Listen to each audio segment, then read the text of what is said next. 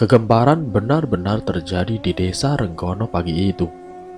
Mayat Ningsi masih tergantung di kasur dapur.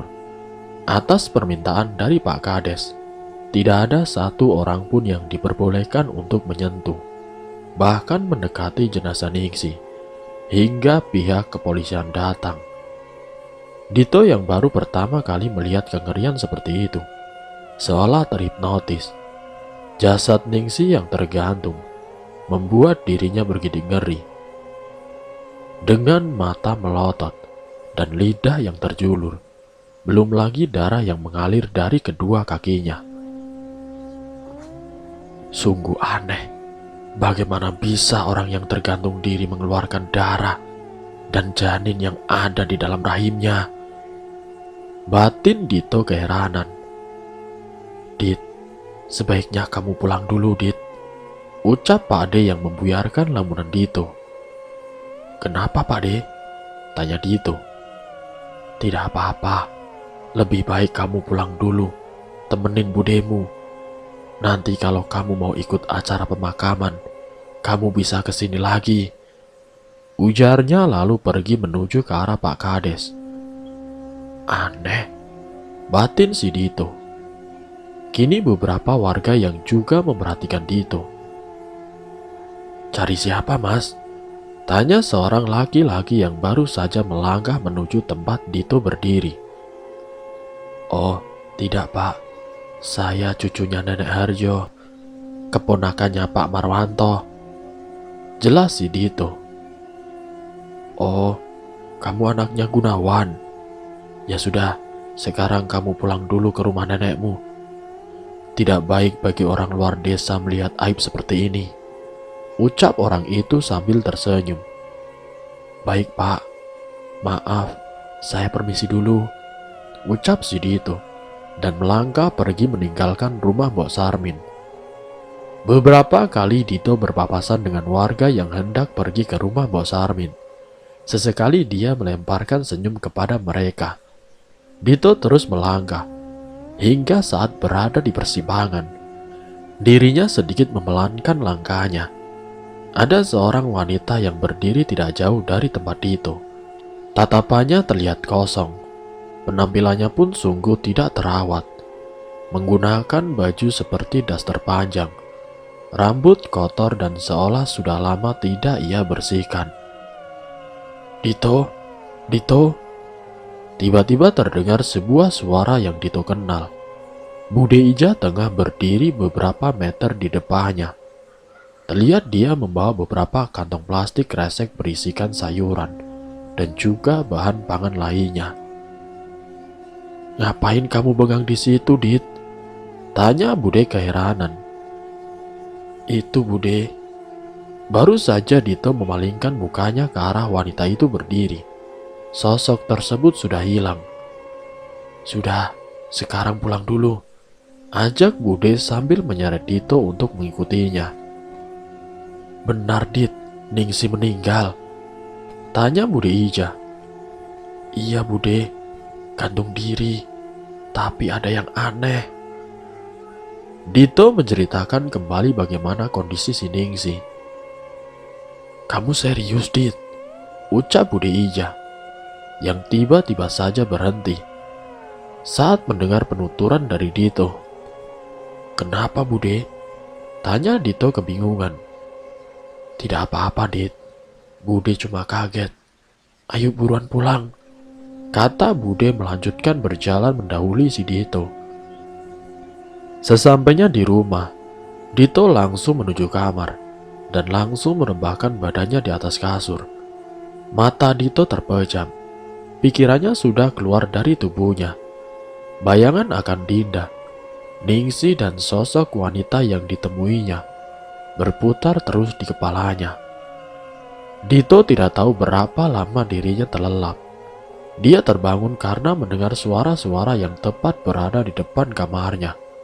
Suara percakapan yang Dito tahu itu bukan hanya berasal dari nenek, Pak De dan budenya. Dito penasaran. Dito pun segera bangkit berniat untuk melihat keluar. Kemudian membuka pintu. Dito mendapati di depannya ada beberapa orang. Salah satunya adalah laki-laki yang tadi berada di tempat Mbok Sarmin. "Sudah bangun, Dit?" tanya nenek yang melihat Dito berdiri di depan pintu kamarnya. "Iya, Nek. Ketiduran. Semalam Dito kurang tidur," jawab Dito sambil tersenyum kepada orang-orang yang ada di depannya. "Sini, Dit. Duduk sini," pinta Pak D-nya. "Kenalin, Dit. Ini Pak Kades. Namanya Pak Prianto," ucap Pak D. "Ini anaknya Gunawan." "Wah, sudah besar ya kamu," ujar Pak Prianto sambil menyalami tangan Dito. Terlihat jelas bagi Dito, orang yang di depannya ini memiliki perawakan yang tegas. Dari gaya bicaranya juga menunjukkan kalau dia sebenarnya bukan orang yang suka basa-basi. Iya Pak, saya Dito, cucunya Nek Harjo," kata Dito tersenyum. Mengangguk-ngangguk dan tersenyum, kemudian dia memalingkan mukanya kepada nenek. "Jadi nanti Mbok Sarmin sementara bisa tinggal di sini dulu, Bu. Saya khawatir kalau dibiarkan sendirian di rumahnya, malah justru bisa berbuat nekat." "Tidak masalah, biar dia di sini terlebih dahulu. Mungkin nanti pengajian tetap dilakukan di rumahnya. Setelah selesai, baru nanti dia bisa beristirahat di rumah ini," ucap nenek terlihat sendu. Dito perhatikan, mata nenek juga masih memerah karena merasa tidak nyaman dengan perbincangan mereka. Dito pun berpura-pura pergi ke kamar mandi. Sudah hampir 15 menit lebih Dito berada di kamar mandi. Namun ada sesuatu yang menahannya untuk terus berdiam diri di dalam. Dia sebenarnya tidak ingin ikut campur atau mengetahui apa yang sebenarnya terjadi dengan keluarga Mbok Sarmin. Akan tetapi, entah kenapa ada rasa penasaran yang timbul untuk mengetahui penyebab dari kematian si Ningsi. Tersadar kalau itu semua bukanlah usahanya, Dito mencoba menghilangkan niatnya untuk mengetahui lebih lanjut mengenai peristiwa yang ia lihat pagi ini. Dia pergi ke desa ini untuk liburan. Jangan sampai malah justru menambah masalah. "Dit, masih lama?" terdengar suara Pak D dari arah luar kamar mandi yang membuyarkan lamunannya. Buru-buru Dito melangkah membuka pintu. "Kamu di kamar mandi kok lama sekali, Dit?" ucapnya sambil menyelonong masuk ke dalam. Tidak menjawab. Dito berjalan dan duduk di amben dan segera menikmati makanan yang sudah disediakan. "Mbok Sarmin untuk sementara ini tidur di rumah ini, Dit. Kasian kalau dia harus di rumahnya sendirian," ucap Pak D, yang kini juga sudah duduk di samping Dito. "Iya Pak D," hanya itu yang bisa Dito ucapkan. Toh dia juga tidak ada masalah jika Mbok Sarmin harus tinggal sementara di rumah neneknya. "Jadi jam berapa Pak D pemakaman dilangsungkan?" tanya si Dito sembari menuangkan cangkir kopi. "Jenazah Ningsi masih di rumah sakit. Mungkin besok atau lusa baru bisa dikuburkan," jawab Pak D menjelaskan.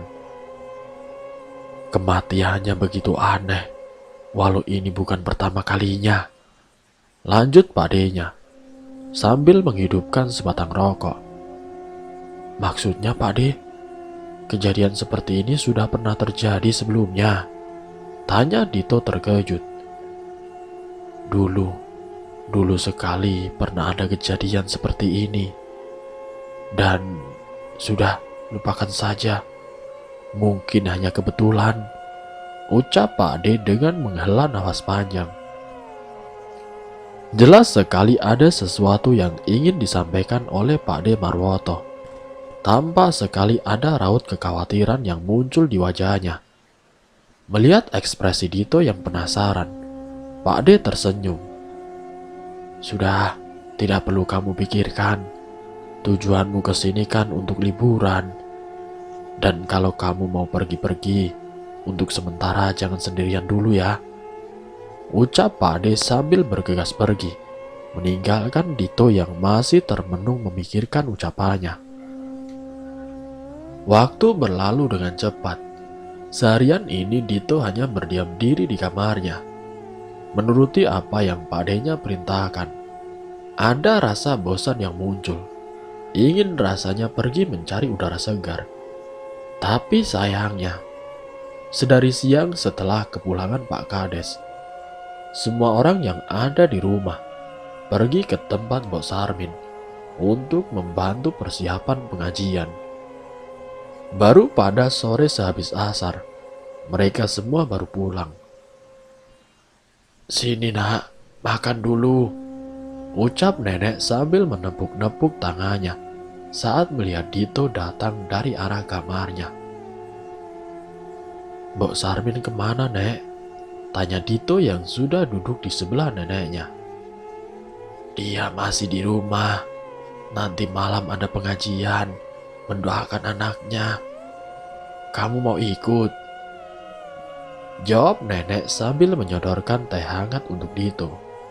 Awalnya Dito ingin ikut ke tempat Mbok Sarmin, tetapi dia ingat dengan ucapan laki-laki yang mengatakan bahwa kematian Ningsih merupakan aib desa, dan lagi pula Dito juga orang asing di desa ini. Jadi lebih baik dia tidak ikut ke tempat Mbok Sarmin. Tidak, Nek. Dito masih tidak enak badan. Dito di rumah saja ya," jawab Dito tersenyum. Sedangkan Pak Ade dan budenya hanya mengangguk mendengar jawaban dari Dito. "Ya sudah, nanti semua pintu jangan lupa dikunci," ucap nenek sambil pergi meninggalkan dapur menuju kamarnya. Malam datang begitu cepat. Nenek, Pak Ade dan budenya sudah pergi ke rumah Mbok Sarmin dari sebelum maghrib. Setelah makan sore tadi, Dito langsung beranjak pergi dan masuk ke dalam kamar. Tidak ada kegiatan yang dia lakukan, hanya bolak-balik mengambil HP dan terus memandangi foto Dinda yang masih ia simpan. Begitu kangennya Dito dengan Dinda. Terkadang dia merasa jengkel dan marah. Tapi ada satu waktu di mana dia merasa dirinya benar-benar ingin bertemu dengan wanita itu. Merasa jengah dengan apa yang dia rasakan, Dito bangkit untuk membuka jendela kamarnya, berharap udara segar bisa sedikit membuat pikiran dan batinnya merasa tenang. Sebatang rokok juga sudah dipegang di antara kedua jarinya. Cres! Suara korek api yang digunakan untuk membakar rokok yang sudah sedari tadi dipegangi. Dihisapnya dalam-dalam rokok sudah ia nyalakan. Beberapa kali dia mengembuskan nafas, bersamaan dengan keluarnya asap dari mulut dan hidungnya. Malam itu benar-benar terasa sendu bagi Dito. Bahkan sepertinya alam juga mendukung apa yang sedang Dito rasakan. Benar-benar sepi dan tenang. Sejenak Dito berdiam diri, memejamkan matanya, merasakan hembusan angin yang menerpa wajahnya. Ada sedikit rasa aneh yang mengganggu pikirannya. Apa memang setiap hari seperti ini? Atau memang perasaannya saja ya? Kalau setiap malam menjelang, desa ini akan terlihat lebih menyeramkan. Batin si Dito. Ceklek. Seketika Dito membuka mata. Ada seseorang yang sedang membuka pintu. Dito terdiam dan lalu mendengarkan. Alih-alih ada suara neneknya atau anggota keluarga yang lain, justru keheningan yang membuat bulu kuduk Dito berdiri. Berniat untuk mengecek ke dalam, justru kini Dito menangkap sesuatu yang mengganggu matanya. Ada orang yang tengah berdiri, seolah sedang memandanginya. Dito tertegun. Ia tidak bisa melihat dengan jelas siapa sosok itu. Cahaya dari tiang listrik, naungan bayangan dari pepohonan, dan kabut tipis membuat pandangan Dito sedikit kabur. Dudak! Dito tiba-tiba tersentak dan lalu menengok. Ada sesuatu yang jelas sekali membanting salah satu perabotan yang ada di dapur neneknya. Teringat dengan siluet orang yang tengah memperhatikannya, Dito kembali berpaling, melihat ke arah luar. Namun sosok tersebut sudah tidak ada. Padahal Dito hanya memalingkan kepalanya, hanya seperkian detik. Tiba-tiba saja, bulu kuduknya meremang. Segera dia membuang rokoknya keluar dan menutup jendela dengan rapat. Dengan perasaan yang tidak enak, Dito mencoba untuk merebahkan badannya di atas kasur, berharap agar matanya bisa terpejam dan tertidur dengan pulas. Namun baru saja dia memejamkan matanya, terdengar jelas suara lirih tangisan wanita. Dito langsung duduk. Dia mencoba mendengarkan dengan seksama. Mungkin Mbok Sarmin, batin si Dito, karena mengira anggota keluarganya sudah berada di dalam rumah. Tapi ada yang aneh. Sedari tadi Dito tidak mendengarkan ada percakapan yang muncul dari arah luar kamarnya. Meskipun merasa takut, rasa penasaran Dito jauh lebih besar. Ia segera bangkit dan berjalan menuju pintu kamarnya. Saat membuka pintu dan mengedarkan pandangan, tidak ada seorang pun yang terlihat. Sepi. Bahkan lampu yang ada di kamar nenek maupun Pak D-nya juga belum menyala. Yang berarti mereka saat ini masih di rumah Mbok Sarmin. Sekali lagi Dito mendengar suara lirih tangisan wanita. Dito memanggil. Nek, panggil si Dito. Tidak ada jawaban sama sekali. Jantung Dito berdebar semakin kencang. Ia mulai berjalan menuju ke arah dapur. Dihidupkannya lampu-lampu yang belum menyala. Berharap dengan penerangan, dia bisa melihat sumber suara tersebut. Hingga saat dia sudah berada di ambang pintu dapur, juga tidak terlihat seorang pun berada di sana. Dito sudah ingin kembali ke kamarnya, tapi ada sesuatu yang membuatnya bertahan. Seingatnya tadi dia sudah menutup pintu dapur saat orang-orang sudah pergi ke tempat Mbok Sarmin. Siapa yang membuka pintu belakang? Apa tadi sudah ada yang pulang? Terus pergi lagi dan lupa menutup pintu. Batin Dito keheranan. Sekali lagi Dito mengedarkan pandangannya ke setiap sudut dapur, tapi tidak mendapati ada orang di sana. Melangkah berniat untuk menutup pintu, Dito melihat sedikit ke arah luar.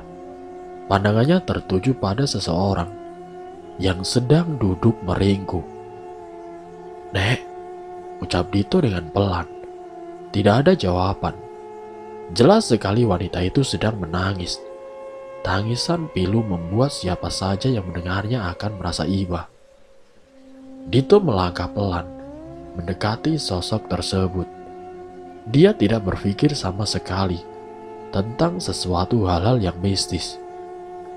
Bude, sekali lagi Dito mencoba memanggil, tapi sama saja. Tidak ada sahutan dari sosok itu. Dito menghela nafas panjang. Ia kembali melangkah.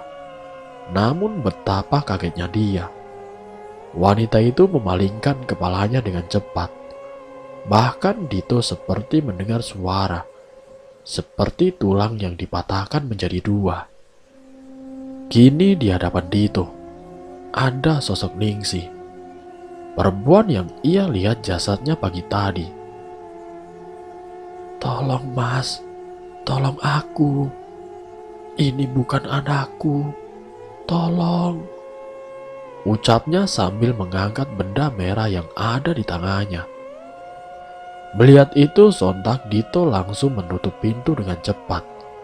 Dia berlari masuk ke dalam kamarnya. Buru-buru dia mengunci pintu. Nafasnya memburu. Jantungnya berdetak lebih cepat dari biasanya.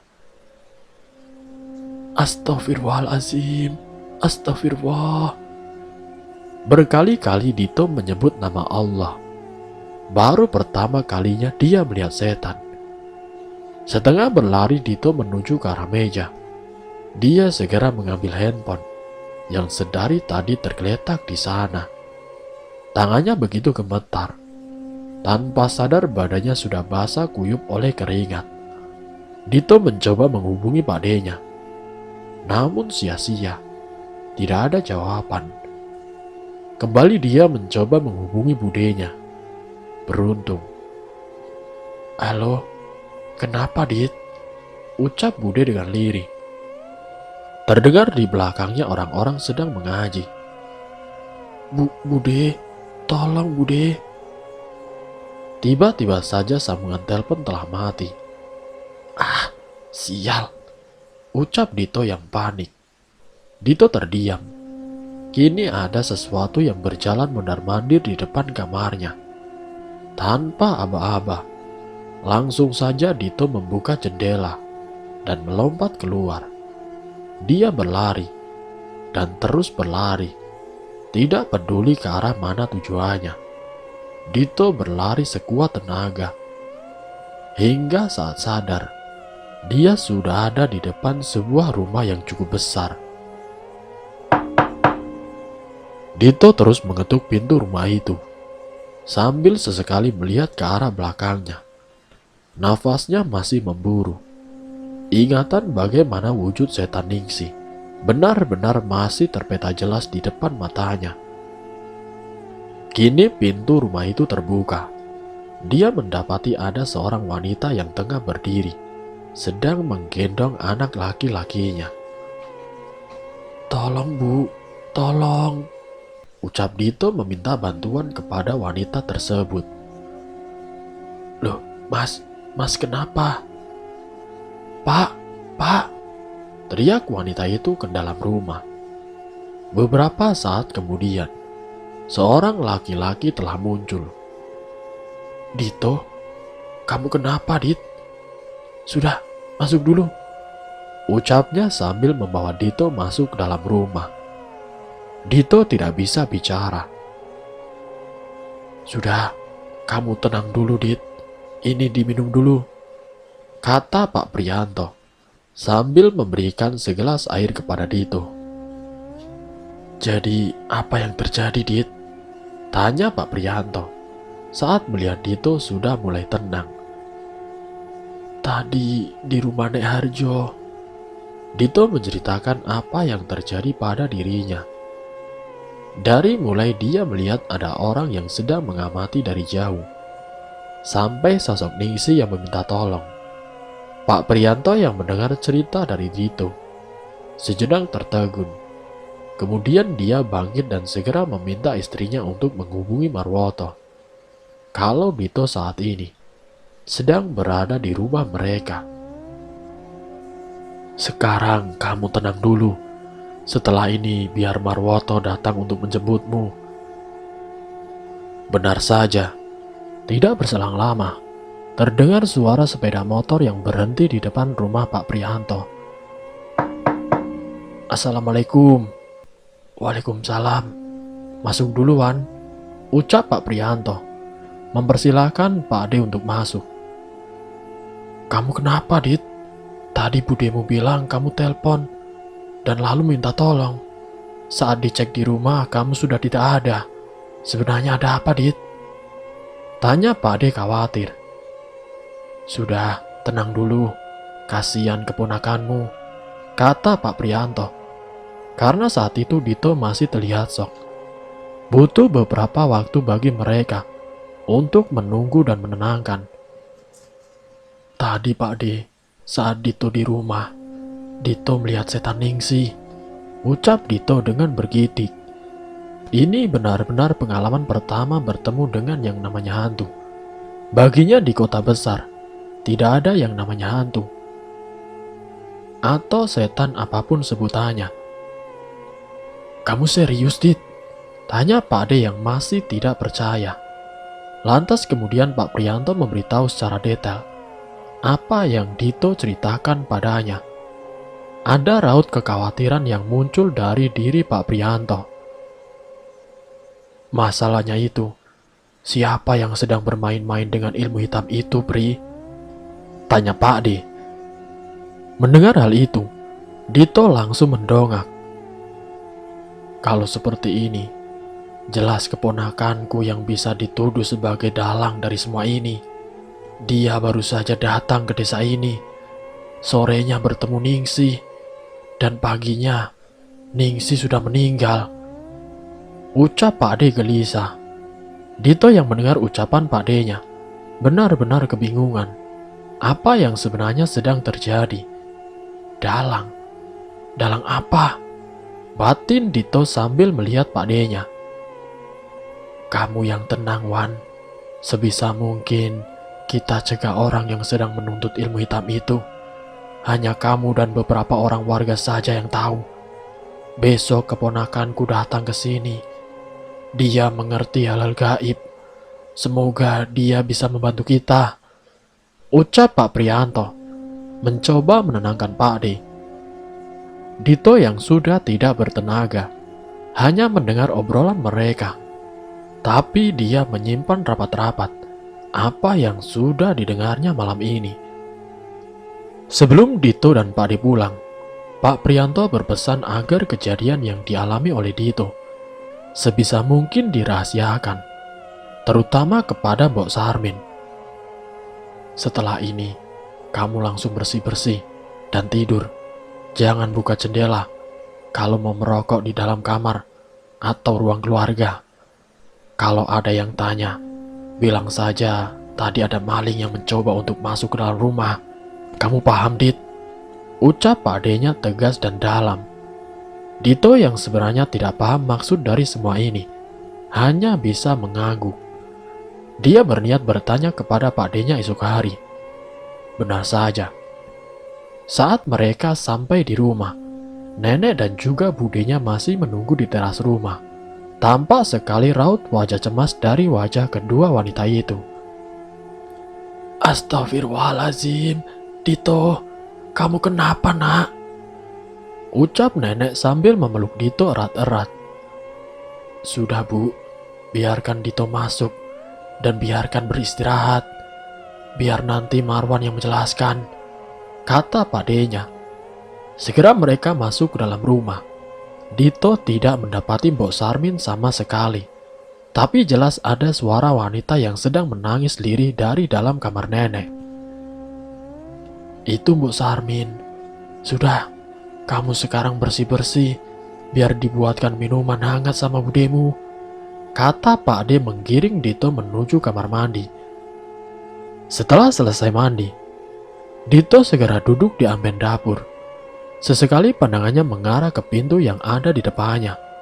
Masih teringat jelas sosok Ningsih yang ia temui beberapa waktu lalu.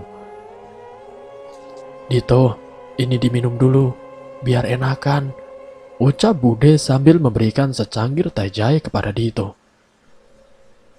"Beneran, Dit? Tadi ada yang mencoba maling di rumah kita?" tanya neneknya. Sekilas sebelum menjawab, Dito mengeling Pak D-nya. "Iya, Nek. Awalnya Dito kira itu kalian. Tapi saat Dito cek, ternyata ada orang. Mungkin sedang berniat tidak baik, Nek. Langsung saja Dito pergi ke kamar, karena memang orang itu terus mondar-mandir di depan kamar Dito. Dito langsung lompat dari jendela. Dito pun langsung berlari. Tahu-tahu sudah ada di rumah Pak Kades," kata Dito berbohong. Awalnya nenek tidak percaya dengan ucapan Dito, karena merasa aneh. Tidak ada satupun barang yang hilang, hanya beberapa perabot dapur yang berserakan di lantai. "Ya sudah, kamu tidur. Nanti Pak D tidur di ruang tengah. Kalau ada apa-apa, langsung bangunin Pak D ya," ucap Pak D-nya.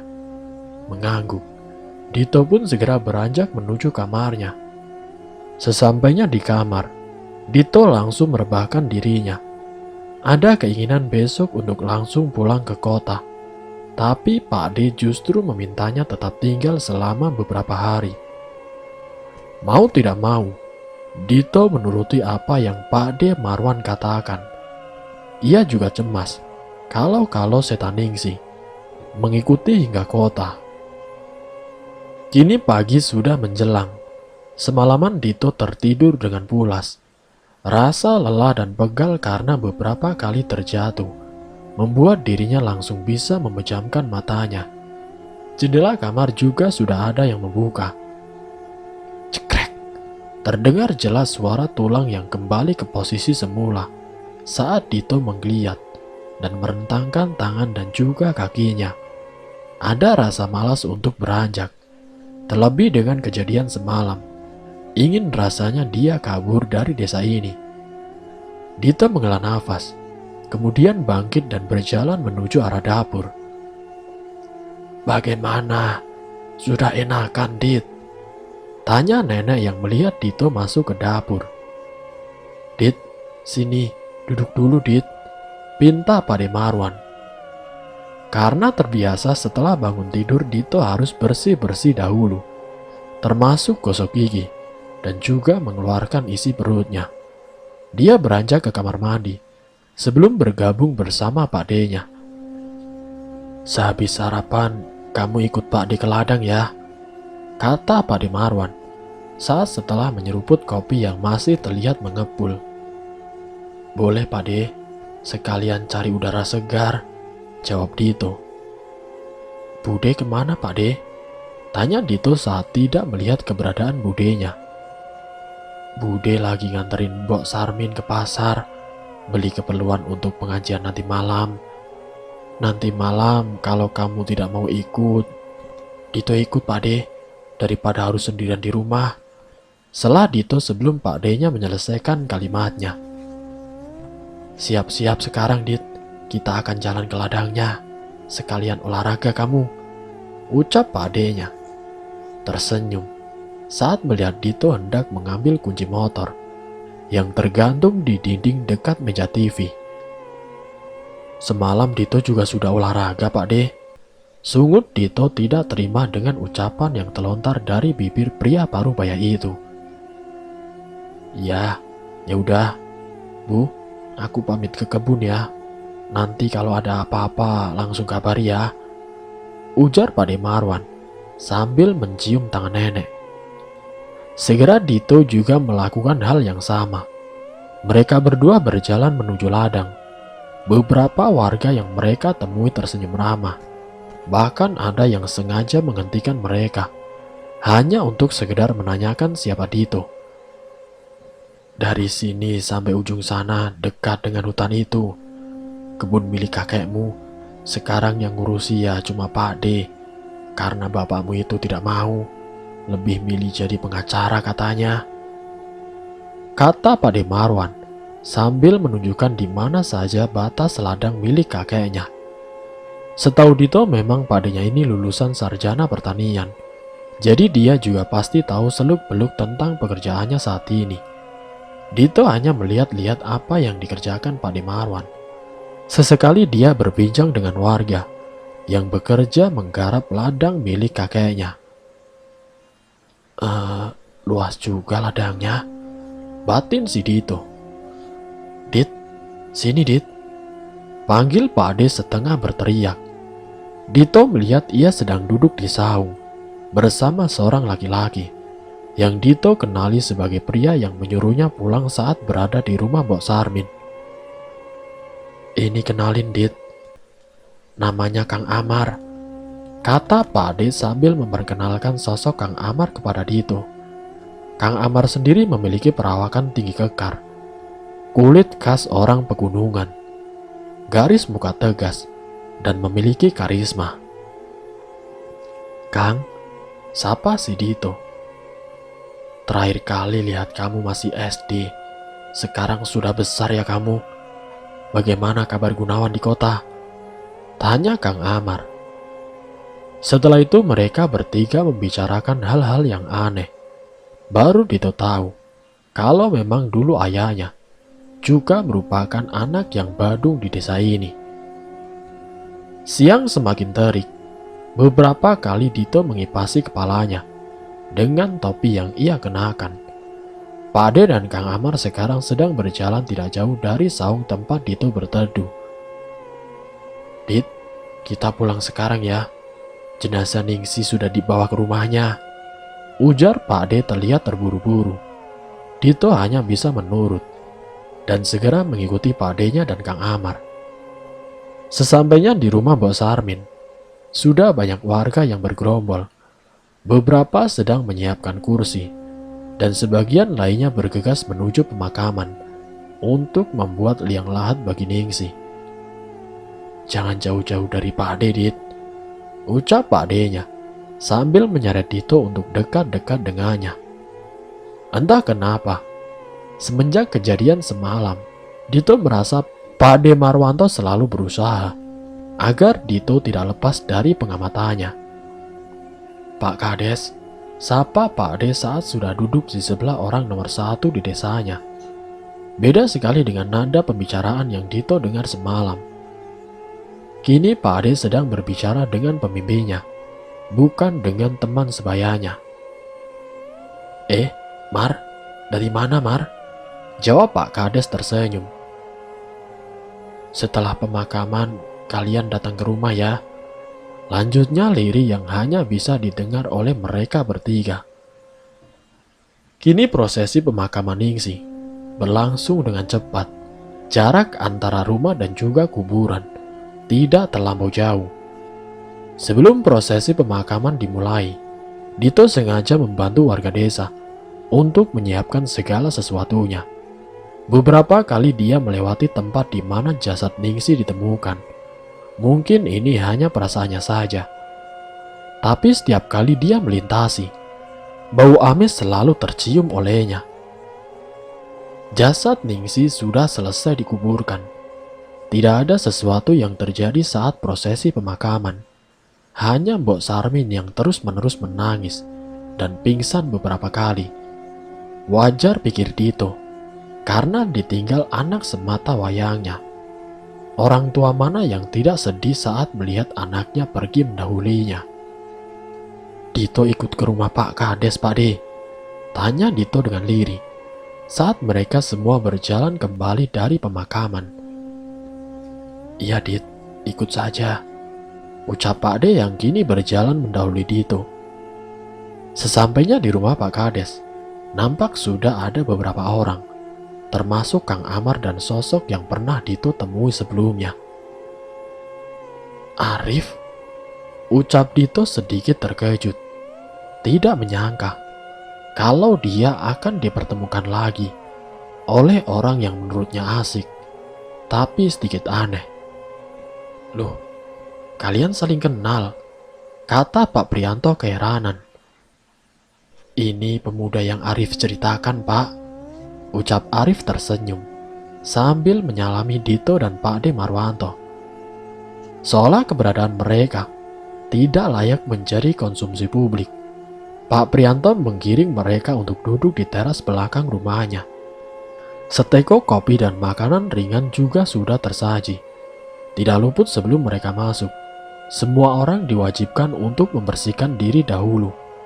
Mengingat di rumah itu ada seorang balita, khawatir jika ada sawan yang menempel dari kuburan. "Jadi, Mbok Sarmin sudah mengetahui penyebab kematian Ningsi?" tanya Pak Amar. Seketika atmosfer yang berada di ruangan itu berubah. Yang awalnya santai penuh dengan gurauan, kini semua menatap Pak Amar dengan sungguh-sungguh.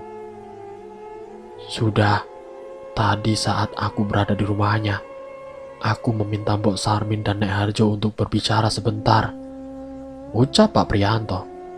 Terlihat asap dari rokok yang ia hisap keluar dari bibir dan juga hidungnya. "Jadi, apa penyebab kematian Ningsi? Apakah benar dia bunuh diri?" tanya Pak Amar. "Tidak, penyebab kematiannya memang gantung diri. Tapi ada faktor lain yang membuatnya meninggal dunia," ada seseorang yang memaksa janinnya untuk keluar dan membawa ari-ari si jabang bayi, ucap Pak Prianto dengan menutup matanya. Dito yang mendengar hal itu merasa merinding hebat. Bulu kuduknya tiba-tiba berdiri, mengingat setan Ningsi yang ia temui tadi malam.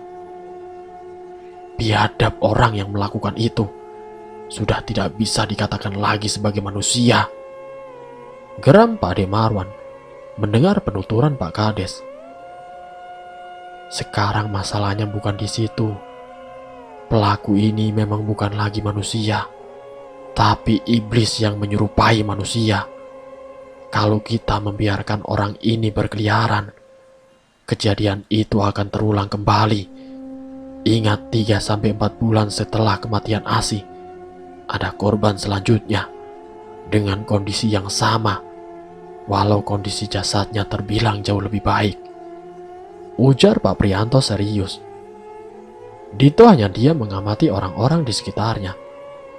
Kalau memang ini pertemuan rahasia, agar tidak menghebohkan para warga, kenapa pula Dito yang bisa dikatakan orang asing justru ikut duduk di antara orang-orang ini? Kau tahu kenapa orang itu meninggalkan jasad Ningsi dan janinya dan hanya membawa ari-ari dari bayi yang bahkan masih dalam hitungan bulan? Tanya Pak Amar kepada setiap orang yang sedang duduk di sana.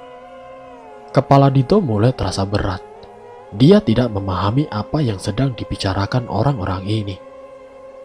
Sedangkan Arif juga sedari tadi hanya dia memperhatikan. Sesekali mata mereka bertemu, tapi Dito tidak bisa menangkap apapun yang mereka maksudkan. Tumbal, ucap Arif seketika. Benar, entah untuk kekayaan atau apapun, aku tidak tahu. Yang kumaksudkan sekarang, siapa yang membuai Ningsi? Sampai tidak ada satupun orang yang tahu kalau Ningsi sedang hamil, ucap Pak Amar. Otak Dito berpikir keras. Benar siapa yang sudah menghamili si Ningsi, dan anehnya tidak ada seorang pun yang tahu tentang kabar kehamilan ini. Bisa jadi orang yang menghamili itu adalah pelakunya, ceplos Dito tiba-tiba. Dia tidak sadar akan apa yang dia katakan. Padahal sedari tadi dia sudah berniat hanya untuk mendengarkan. Kini semua orang yang ada di meja itu kemudian menatap Dito. Ya, sayangnya kita tidak tahu.